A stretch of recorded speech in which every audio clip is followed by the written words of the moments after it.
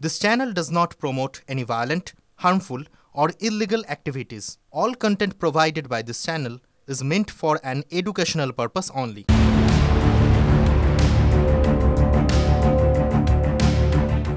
আরবি শিক্ষক পরিচয়ের আড়ালে চলতো জঙ্গি মডিউলের কাজ দেখাবো এই খবর। তিনটে নিউজ রুম লাইভ নিয়ে আমি চয়নিকা রয়েছি আপনাদের সঙ্গে নিউজ ডেস্ক থেকে।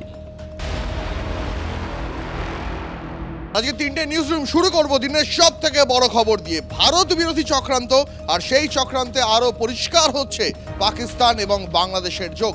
আনসারুল্লাহ বাংলা, সেই আনসারুল্লাহ বাংলা যিনি অপারেশনাল হেড, যে তার নাম আজিজ, সেই আজিজ হোসেন তার এই গোটা পরিকল্পনাটা চালাতো পাকিস্তানে বসে।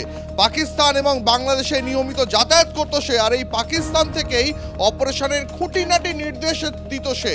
অপারেশনের এই নির্দেশ তার মাধ্যমে পৌঁছে যেত বাংলাদেশি হ্যান্ডলারদের কাছে, আর বাংলাদেশি হ্যান্ডলাররা সেই নির্দেশ পৌঁছে দিত আসাম এবং বাংলায় যে স্লিপার সেলগুলো রয়েছে তাদের কাছে। কখন অ্যাক্টিভ হতে হবে, কখন কোন দুষ্কর্ম ঘটাতে হবে, এই সমস্ত খুঁটিনাটি নির্দেশ দিত এই আজিজ। আমাদের ইজাজ আমাদের সঙ্গে এই মুহূর্তে সিজার রয়েছেন, সরাসরি আমি সিজারের কাছে যাব। সিজার, এত বড় একটা চক্রান্ত, মানে বাংলাদেশ পাকিস্তান তার এই গোটা ভারত বিরোধী যে চক্রান্ত, সেই গোটা ভারত বিরোধী চক্রান্ত চালাতো এই ইজাজ, সেটাও পাকিস্তানে বসে কিভাবে কাজ করতো সে, তার এই গোটা চক্রটা কিভাবে সে নির্দেশ দিত এবং সেই নির্দেশ পেয়ে কিভাবে বাংলা এবং আসামে স্লিপার সেলগুলো অ্যাক্টিভ হয়ে উঠতো।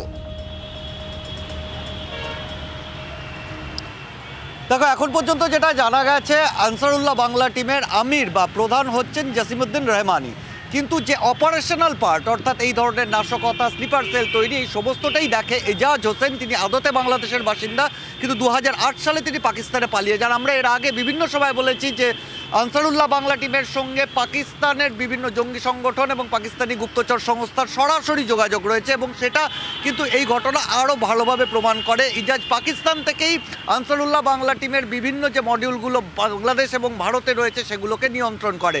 কিভাবে নিয়ন্ত্রণ করে সেখানেও বেশ কিছু নাম খুঁজে পাওয়া গেছে। সাদ রাদি থেকে শুরু করে সাইফুল ইসলাম, যারা ইতিমধ্যেই ভারতীয় পুলিশের হেফাজতে রয়েছে, তাদের হ্যান্ডলারদের একাধিক নাম পাওয়া গেছে, যেমন ফারহান ইসরাক থেকে শুরু করে আমিনুল ইসলাম, শাহ আলম, এরকম বিভিন্ন নাম পাওয়া যাচ্ছে যারা বাংলাদেশ থেকে এই স্লিপার সেলের মাথায় যারা, তাদেরকে নির্দেশ পাঠাতো, আর তাদেরকে সরাসরি নির্দেশ পাঠাতো এই ইজাজ হোসেন। অর্থাৎ সামগ্রিকভাবে বিভিন্ন এলাকায় ছড়িয়ে ছিটিয়ে থাকা যে মডিউলগুলো বা স্লিপার সেলগুলো, যেটাকে তাদের বা সাংগঠনিক ভাষায় বলা হয় আনসার, সেগুলোকে নিয়ন্ত্রণ কিন্তু পাকিস্তানে বসে করে ইজাজ, এবং সেখান থেকেই এই সংগঠনের যে খরচের একটা বড় অংশ সেটা কিন্তু সেখান থেকে আসে, এবং যেটা বিশ্বাস করা হচ্ছে, যেটা গোয়েন্দারা মনে করছেন, যে এর যে পরিকল্পনা এবং পরিকল্পনার পেছনে খালি ইজাজ নয়, ইজাজের পেছনে রয়েছে সেখানকার বিভিন্ন পাকিস্তানের বিভিন্ন জঙ্গি সংগঠন এবং পাক গুপ্তচর সংস্থার আইএসআইয়ের বিভিন্ন আধিকারিক। সিজার, আমার সঙ্গে থাকো এই মুহূর্তে প্রাক্তন এনএসজি কর্তা দীপাঞ্জন চক্রবর্তী আমাদের সঙ্গে রয়েছেন।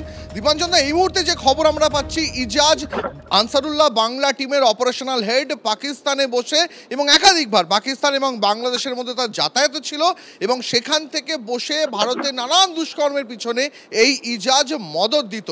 কি বলবেন? দেখুন, জসিমউদ্দিন রহমানের আন্ডারে দুটো রত্ন রয়েছে। একটা ওই জেকারুল্লাহ খান, যে অ্যাকশনস গুলো বেসিক্যালি অ্যাসাসিনেশন গুলো করে, আর ইজাজ বহুদিন ধরে কিন্তু আইএসআই, আল কায়দা মেন আর এবিটি আনসারুল্লাহ বাংলা টিমের মধ্যে ওই যোগসূত্র রক্ষা করে যায়। সুতরাং ও বাংলাদেশ পাকিস্তান বহুবার করেছে, কারণ ওই রক্ষাটা করে, মানে ওই পুরো মেনটেন করে চেনটা। তো এটা ন্যাচারালি, এগুলো তো ওদের প্রসেস, ওরা করবেই। একটা জিনিস তো আরো পরিষ্কার হয়ে যাচ্ছে যে ভারত বিরোধী যে চক্রান্ত, সেটা পাকিস্তানে বসে বাংলাদেশি হ্যান্ডলারদের মাধ্যমেই গোটাটা সুপরিকল্পিতভাবে করা হয়ে থাকে। হ্যাঁ, মানে পরিকল্পনাটা, দেখুন, পরিকল্পনাটা আইএসআই করে দিচ্ছে, বাট এক্সিকিউশনটা যদি আনসারুল্লাহ বাংলা টিম করে, সেটার অ্যাপ্রুভালটা ওদের আল কায়দা মেন টিম থেকে নিতে হয়, কারণ আনসারুল্লাহ বাংলা আল কায়দার বাংলাদেশ প্ল্যাটফর্ম হিসাবে কাজ করে, আর এই ইজাজ সেটা যোগসূত্র রক্ষা করে, ডিসিশন গুলো নেওয়া এবং এক্সিকিউট করা জসিমউদ্দিন রহমানি আর জাকারুল্লাহ এই দুজনে মিলে করে। একেবারে বেশ, অনেক ধন্যবাদ দীপাঞ্জন, আপনাকে অনেক ধন্যবাদ। সিজার, আমাদের সঙ্গে কথা বলার জন্য তোমাকেও ধন্যবাদ।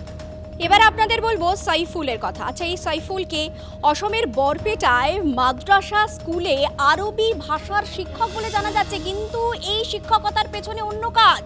জঙ্গি মডিউল চালাতো সাইফুল এবং তারও আধার কার্ড তৈরি হয়েছিল এই বাংলা থেকে। এর আগে আমরা জানি যে সাদরাডি, তারও আধার কার্ড এখান থেকেই তৈরি হয় এবং সাদরাডির পর এবার আবারও খবরের শিরোনামে চলে আসছে আরও এক জঙ্গির নাম, যার নাম সাইফুল। সে কিভাবে গোটা বিষয়টাকে অপারেট করতো জানবার চেষ্টা করবো। আমাদের সঙ্গে রয়েছেন আমাদের প্রতিনিধি সিজার মন্ডল। সিজার, এই সাইফুল সম্পর্কে আর কি তথ্য উঠে আসছে? শুধু কি অসমের বরপেটা বা গোয়ালপাড়ায়, নাকি অন্য কোথাও জঙ্গি মডিউলের সঙ্গে সে যুক্ত ছিল?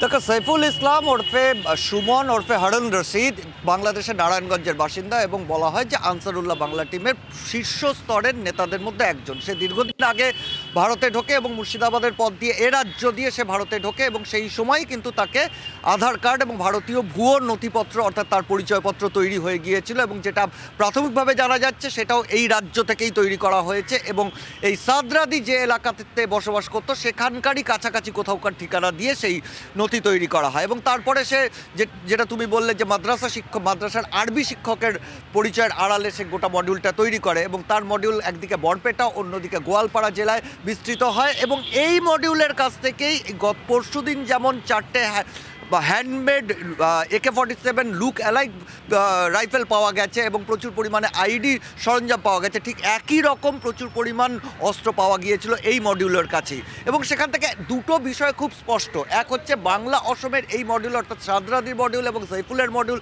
কোথাও না কোথাও যুক্ত। দীর্ঘদিন ধরে এই পরিকল্পনা চলছিল, অস্ত্র জোগাড় চলছিল এবং আইডি তৈরি করা কাজ অনেকটাই তারা এগিয়ে দিয়ে গেছে। দ্বিতীয় বিষয়টা আরও বিপজ্জনক, অর্থাৎ এই রাজ্যে ওই সংগঠন অর্থাৎ আনসারুল্লাহ বাংলা টিমের সংগঠনের যে স্লিপার সেল অত্যন্ত সক্রিয় এবং শক্তিশালী, যে কারণে তাদের নেতারা ওপার বাংলা থেকে এখানে আসার আগেই তাদের জন্য প্রয়োজনীয় সমস্ত লজিস্টিক সাপোর্ট অর্থাৎ তাদের পরিচয়পত্র থেকে শুরু করে তাদের আশ্রয়ের ব্যবস্থা হয়ে যায়। সেটাই কিন্তু গোয়েন্দাদের কাছে একটা বড় চ্যালেঞ্জ, সেই যে আশ্রয়স্থল বা লজিস্টিক সাপোর্ট দেওয়ার স্লিপার সেলকে খুঁজে বের করা, যেটা ক্রমশ বাড়ছে এমনটাই আশঙ্কা। আপাতত তোমাকে ধন্যবাদ সিজার। জাল আধার কার্ড, প্যান কার্ড, পাসপোর্টের পর আরও বেশ কিছু বিষয় রয়েছে। জাল বার্থ সার্টিফিকেটও তৈরি হচ্ছে আর এই জাল বার্থ সার্টিফিকেটের এপিসেন্টার কোথায়? বারাসাত। জাল নথিতেই নাকি বাংলাদেশিদের হাতে ভারতীয় পাসপোর্ট আর পাসপোর্ট জালিয়াতির পুলিশি তদন্তেই এই চাঞ্চল্যকর তথ্য উঠে আসছে। আর কি তথ্য পাচ্ছি আমরা? সুপ্রিয় গুহ আমাদের সঙ্গে রয়েছেন, আমাদের সহকর্মী। সুপ্রিয়, দেখো, পাসপোর্ট জালিয়াতি মামলার তদন্তে ইতিমধ্যে কিন্তু বিভিন্ন জায়গাতে তল্লাশি অভিযান চালিয়ে তদন্তকারীরা যে সমস্ত নথিপত্র বাজেয়াপ্ত করেছিলেন যেগুলো মূলত এই ভারতীয় জাল পাসপোর্ট তৈরির ক্ষেত্রে ব্যবহার হতো, তার মধ্যে অন্যতম ব্যাংকের পাসবুক থেকে শুরু করে ভোটার কার্ড, বার্থ সার্টিফিকেট, এমনকি ওয়েস্ট বেঙ্গল বোর্ডের যে এডুকেশনাল সার্টিফিকেট এবং মার্কশিট। আর এই সমস্ত উদ্ধার হওয়া বা বাজেয়াপ্ত হওয়া যে সমস্ত নথিপত্র, এগুলোর কতটা সত্যতা আছে বা এগুলো আদৌ আসল কিনা সেটা কিন্তু একেবারে সংশ্লিষ্ট কর্তৃপক্ষের কাছ থেকে যাচাই করার জন্যে ইতিমধ্যে কলকাতা পুলিশের তরফ থেকে বা লালবাজারের তরফ থেকে সেই সমস্ত পুরসভা বা গ্রাম পঞ্চায়েত যেখান থেকে বার্থ সার্টিফিকেট ইস্যু হয়েছিল বা ওয়েস্ট বেঙ্গল বোর্ড যেখান থেকে মার্কশিট বা অ্যাডমিট কার্ড ইস্যু হয়েছিল বলে দেখানো হচ্ছে, সেই সমস্ত কর্তৃপক্ষের কাছে জানতে চাওয়া হয়েছিল। এবং ইতিমধ্যেই আমরা যেটা লালবাজার সূত্রে জানতে পারছি যে সংশ্লিষ্ট এই সমস্ত কর্তৃপক্ষের তরফ থেকে এমনকি যেসব বিল্ডিংয়ে যে নির্বাচন কমিশনের শাখা অফিস রয়েছে, কারণ কলকাতার যে সমস্ত ভোটার কার্ড উদ্ধার হয়েছে কলকাতার ঠিকানার, সেগুলোর সত্যতা যাচার জন্য কিন্তু যেসব বিল্ডিংয়ে থাকা নির্বাচন কমিশনের যে শাখা অফিস রয়েছে সেখানেও কলকাতা পুলিশের তরফ থেকে চিঠি দেওয়া হয়েছিল এবং প্রত্যেক ক্ষেত্রেই কিন্তু সংশ্লিষ্ট কর্তৃপক্ষের তরফ থেকে চিঠি দিয়ে পাল্টা জানানো হয়েছে যে এই সমস্ত নথিপত্রের বাস্তবে কোনো রকম কোনো সত্যতা নেই, অর্থাৎ এই প্রত্যেকটি নথিপত্রই কিন্তু জাল আর এগুলোকেই ব্যবহার করা হতো এই বাংলাদেশি নাগরিকদের নাম এবং ধর্ম পরিবর্তন করে জাল ভারতীয়। আর এই আবহের মধ্যেই বাংলাদেশি অনুপ্রবেশকারী সন্দেহে গ্রেপ্তার করা হলো আরও একজনকে। বাংলাদেশের অনুপ্রবেশকারী এবং বেআইনিভাবে বাংলাদেশ থেকে ভারতে এসেছে এই অভিযোগে তাকে গ্রেপ্তার করা হয়েছে। কলকাতা শহরের পার্ক স্ট্রিট থেকে তাকে গতকাল রাতে পুলিশ গ্রেপ্তার করেছে। সন্দেহ করা হচ্ছে যে মাঝে মধ্যেই ভারত এবং বাংলাদেশের মধ্যে তার যাতায়াত ছিল এবং পুরোটাই অবৈধ নথি দিয়ে। তার কাছ থেকে আধার কার্ড, পাসপোর্ট যেগুলো উদ্ধার করা হয়েছে সেগুলো আসল নাকি সেগুলো নকল, সেগুলো এখন খতিয়ে দেখছেন তদন্তকারীরা। আবারও পার্ক স্ট্রিট থানার পুলিশের হাতে গ্রেপ্তার বাংলাদেশি নাগরিক। আর এবার পার্ক স্ট্রিট থানা এলাকার কলিং লেন থেকে বৃহস্পতিবার সন্ধ্যায় আবিদুর রহমান নামের এক বাংলাদেশি নাগরিককে গ্রেপ্তার করেছে পার্কশিট থানার পুলিশ। পুলিশ সূত্রে যে খবর পাওয়া যাচ্ছে যে এই আবিদুর রহমানের দীর্ঘদিন ধরেই বাংলাদেশ থেকে ভারতবর্ষে যাতায়াত ছিল, এমনকি সে অবৈধভাবে বা কোনো রকম বৈধ নথিপত্র ছাড়াই বাংলাদেশ থেকে ভারতে যাতায়াত করতেন। এবং গোপন সূত্রে পাওয়া খবরের ভিত্তিতেই কলিং লেনে অভিযান চালিয়ে এই আবিদুর রহমান নামের বাংলাদেশি নাগরিককে গ্রেপ্তার করেছে পার্কশিট থানার পুলিশ। এমনকি পুলিশ সূত্রে যেটা জানা যাচ্ছে, ওই ব্যক্তির কাছ থেকে ভারতীয় জাল আধার কার্ড, প্যান কার্ড সহ বেশ কিছু নথিপত্র বাজেয়াপ্ত হয়েছে। এমনকি এই সমস্ত নথিপত্র সে কোথা থেকে তৈরি করেছিলেন, কিভাবে তৈরি করেছিলেন, সেই বিষয়গুলো একদিকে যেমন জানার চেষ্টা করছে তদন্তকারীরা, তার পাশাপাশি পুলিশ সূত্রে আরও যেটা জানা যাচ্ছে যে এই আবিদুর রহমান প্রায় 10 বছরেরও বেশি সময় ধরে বাংলাদেশ থেকে ভারতে যাতায়াত ছিল।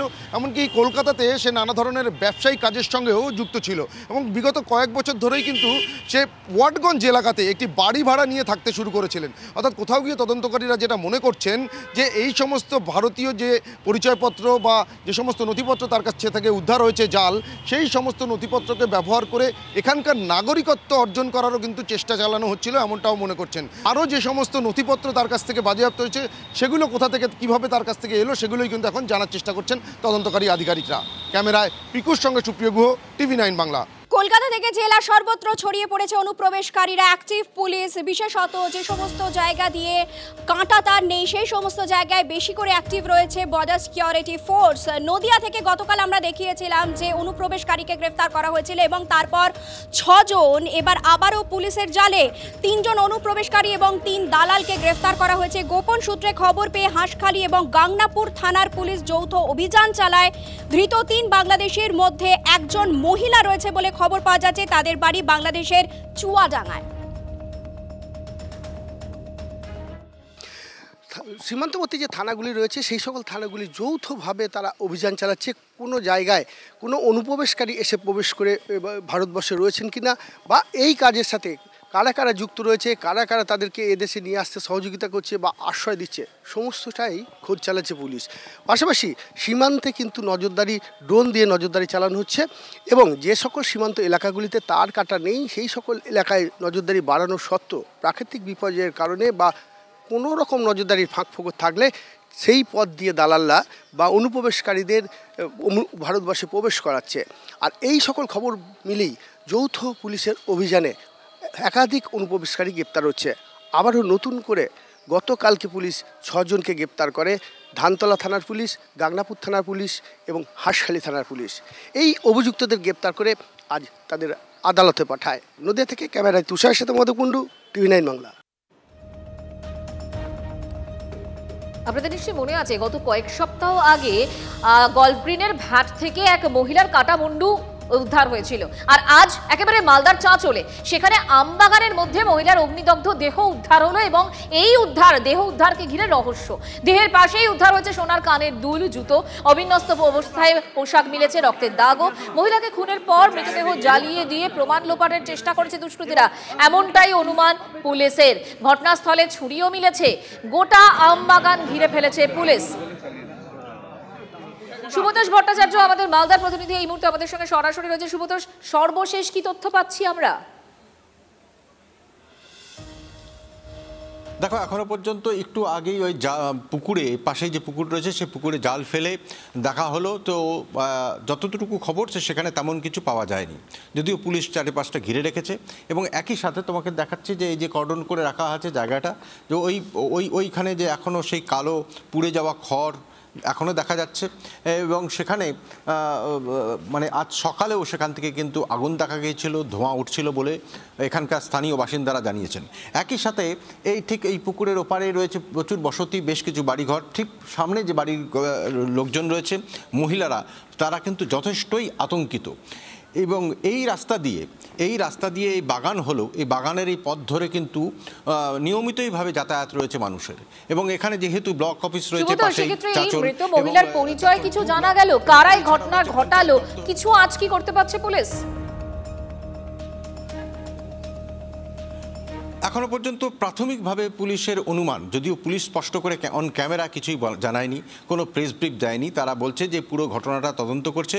তবে পুলিশ সূত্রে যেটুকু খবর আমরা পাচ্ছি এবং স্থানীয় বাসিন্দারা যেটুকু জানাচ্ছেন, তাতে এটা মনে হচ্ছে যে ভোরবেলায়, ভোর রাতে এই ধরনের ঘটনা ঘটেছে। অন্তত পক্ষে সেই সময়টা 2-3টে থেকে শুরু করে ভোর পর্যন্ত। ফলে কারণ খুব মানে আজকে সকালেও যেহেতু সেখান থেকে আগুন জ্বলছিল এবং রাত 10টা-11টার সময় এই রাস্তা দিয়ে যারা গেছেন তারাও কিন্তু কোনো রকম কিছু দেখেননি। এই ঘটনার দিকে আমাদের অবশ্যই নজর থাকবে। নজর রাখো সুবোধ, তুমিও। আপাতত তোমাকে ধন্যবাদ।